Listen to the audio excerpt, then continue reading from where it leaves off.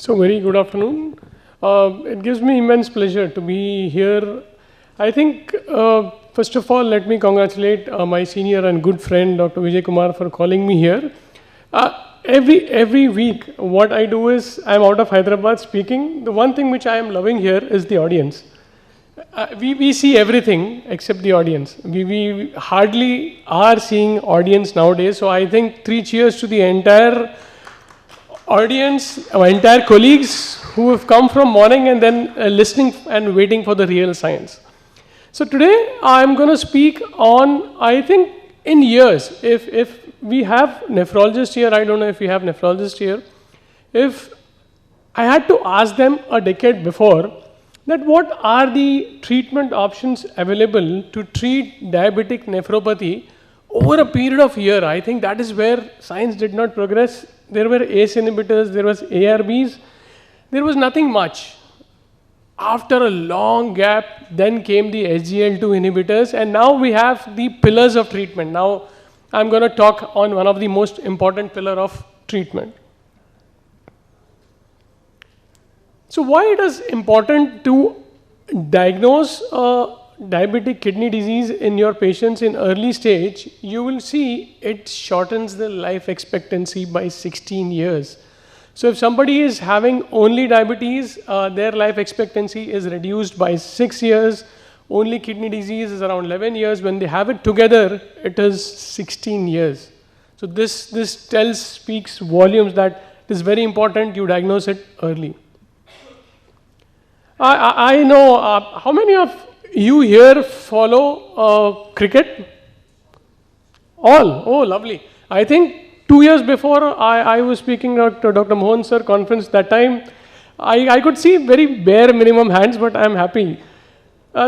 If you have to pick a team, I know both of them, there's nothing much this year, both of them are not doing anything. They are trying to compete from below. One is trying to dominate the other. I think they are playing for each other. So, why do you think they are losing more matches? Cricket is a game where you need more and more dependency on the entire team. You need all-rounders. You don't need one player. You need multiple of them to perform so that you get the desired results. Similarly, when you talk about diagnosing a diabetic kidney disease, you just cannot be dependent only on one parameter, that is eGFR. I think yes, we did a good job. We moved from creatinine to eGFR. At least I think all of us are doing that. We understand why it is very important. Next, now it is time that you also include the UACR, because you will see most of these KDIGO guidelines, all these guidelines say that you have to do both of them, the eGFR and the UACR. So it is very important that you do it in your diabetic kidney patients.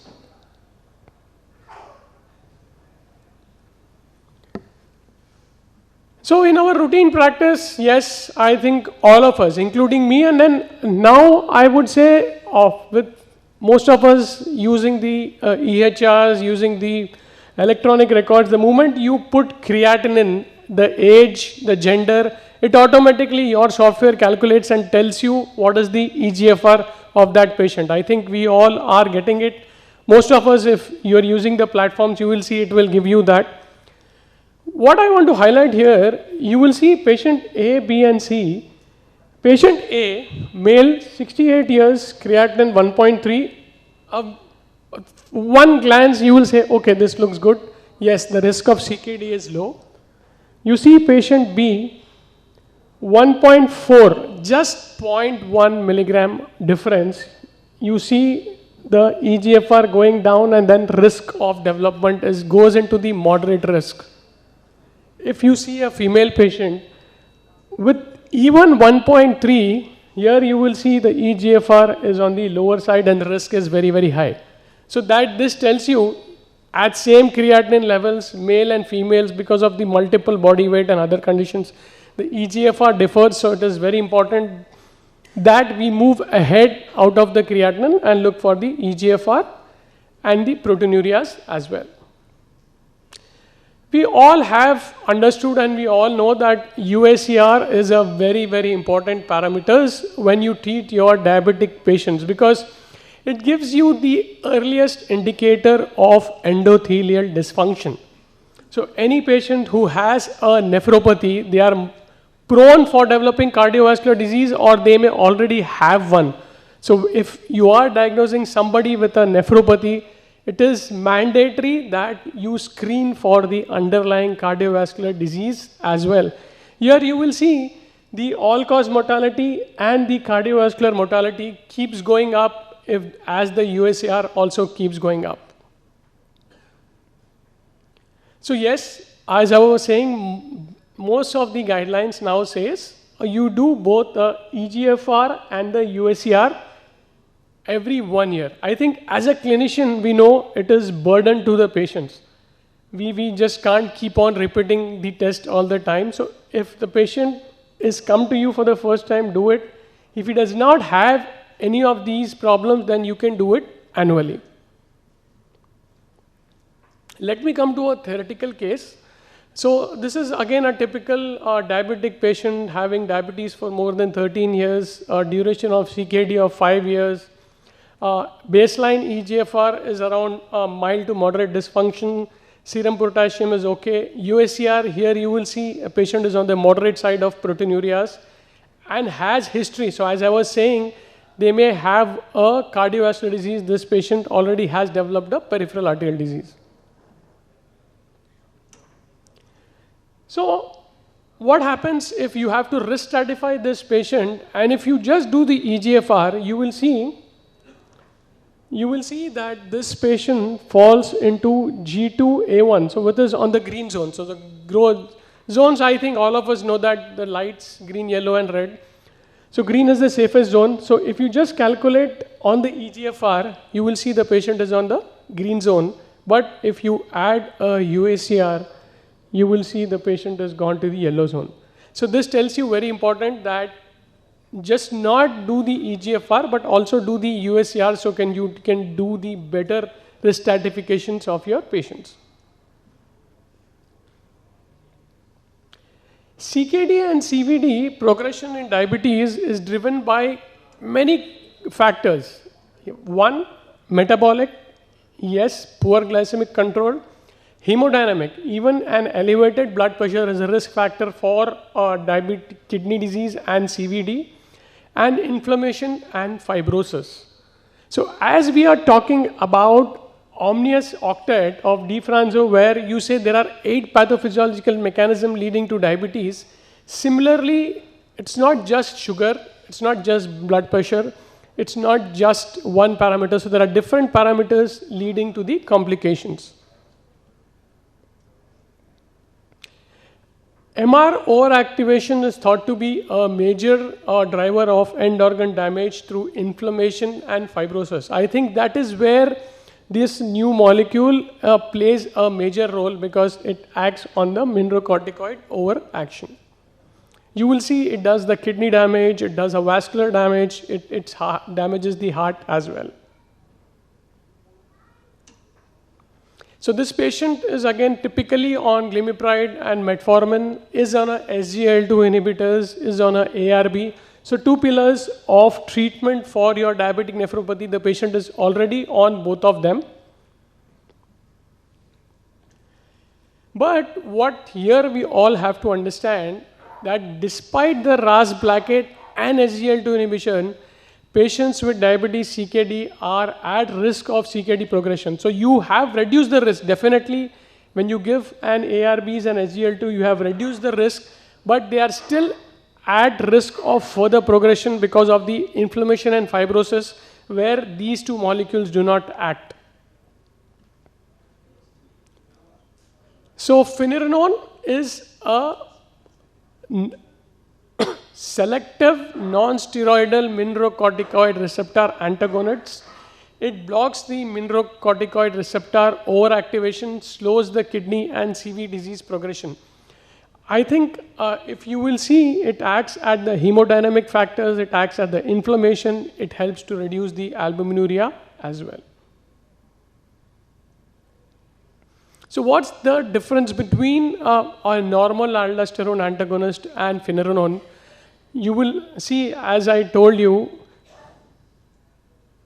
it is a selective. That is why I'm going back. It is selective. So that what happens when you give a selective drug, unlike your other drugs, which will overshoot and act on different other parameters and may lead to other side effects as well, here you are bound to be on the safer side. And definitely you will see the beneficial effects as well. There have been two major studies done with finerenone, the Fidelio DKD and the Figaro DKD. I know post-lunch sessions, your glycemic levels are very high. It becomes very difficult to absorb these. So I will not go deeper. I will see that all of you are awake so that my next colleague who is going to come can continue it from there. So these are the two studies basically which were done with finerenone. And fidelity was the respective pooled analysis of them. So what is Fidelio? Just if I have to give you the one line, it was done to see the time to kidney failure sustained EGFR. So it was basically done to see the progression of the diabetic kidney disease. Figaro was done to see the cardiovascular death and non-fatal MI risk in these patients. So one was done for kidney, one was done for heart. And fidelity is a pooled analysis of both of them. So it's very simple. The beauty of this is you will see across right from mild to severe proteinurias, all of them were included in that. So it is your diabetic kidney patient when you treat, somebody comes with mild proteinurias, somebody comes with moderate, somebody can come with nephrotic rich proteinurias. So the beauty of these trials was it included everything. So it's almost like your clinical patients which come to you day in and day out.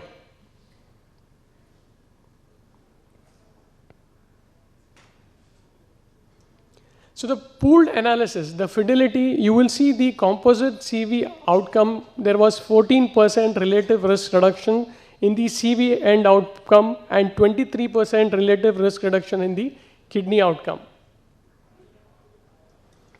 Finerenone reduces the UACR by 32% between baseline and month 4. I think all of you should just see here. Within 4 months, there is reduction in proteinurias. I think I spoke to a few of my nephrologist friends who've been using it more frequently. They said they saw the reduction within 6 to 8 weeks. But what the data says is, at 4 months, you see the reduction which is happening, and then you see over the period that is sustained, which is very important. So proteinuria reduced, but it continued. So there was no again rise in proteinurias which happened over a period of time. So finerenone improved the cardiovascular and heart failure outcomes versus the placebo in CKD and type 2 diabetes. 22% reduced risk of first hospitalization for heart failure, 32% reduced risk of new onset heart failure. So if you have a diabetic patient with CVD, this is one of the other drug of choice.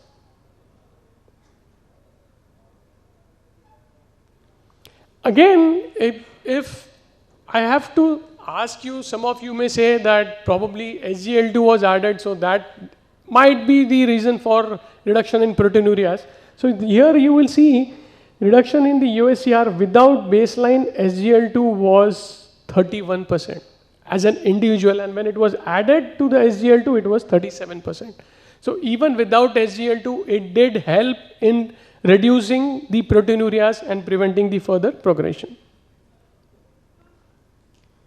This is a real world evidence in UACR when combined were given. So now what we have to understand, we were giving ARBs, we were giving SGLT2 inhibitors. Still, if the renal progression is happening, you will see when you give it combined, proportion of patients with more than 50% reduction in UACR, 96%. So when you are adding it as a third drug, definitely you are preventing the further progression. Coming to the adverse events, yes, hyperkalemia still was the problem, but you will see it was not a clinically significant problem.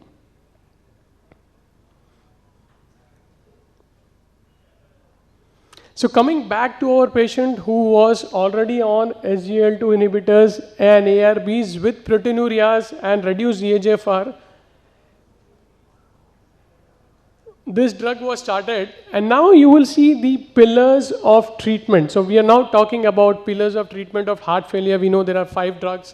So pillars of treatment for diabetic kidney disease, you will see the RAS inhibition, the non-steroidal mRNA, and the SGLT2 inhibitors. All the 3 are now stratified or classified by all the guidelines. You will see the KDIGO guidelines, the European Society of Hypertension, they say these are, all the 3 should be used for patients with diabetic kidney disease.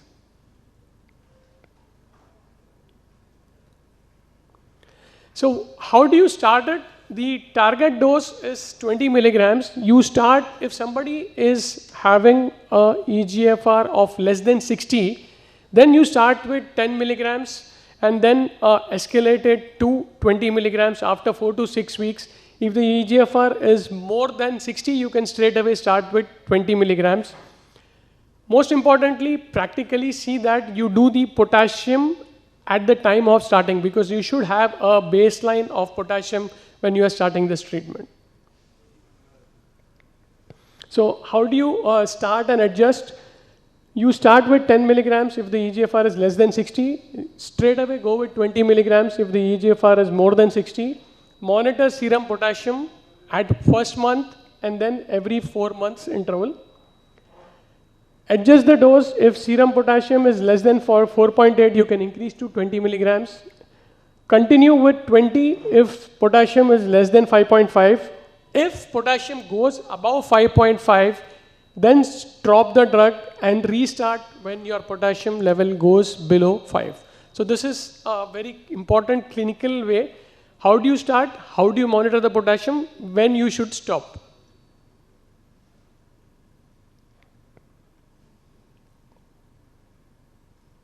So here you will see in that same patient when it was started, the UACR reduction happened from 105 to 53. 50% UACR reduction was seen over and above the ARBs and the SGLT2 inhibitors. So to summarize, in the end, diabetes patients we know have high risk of developing cardiovascular disease, high risk of developing chronic kidney disease. So it is important that you check for the UACR and the EGFR yearly once. Finerenone is recommended to reduce the risk of heart and kidney failure in diabetic patients with CKD.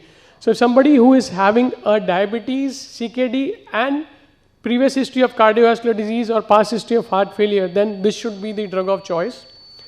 Finerenone shows the CV and kidney benefits irrespective of the glycemic benefit. So it directly acts on the 3 targets which we have seen. And it has a very good safety profile. You just need to monitor your potassium accordingly. So in the end, I would end my talk with quote from Nelson Mandela. It always seems impossible until it's done. It becomes very difficult. When you are treating a physician, I think if we have a diabetic kidney disease patient with high range of proteinurias, we don't want to treat it. We are phone call away for our nephrology friends. So it is difficult, but I think if we target it early, prevent the further progression, put them on the pillars of therapy, we can do a lot of good for our patients. So thank you so much for your patient listening. Thanks, sir.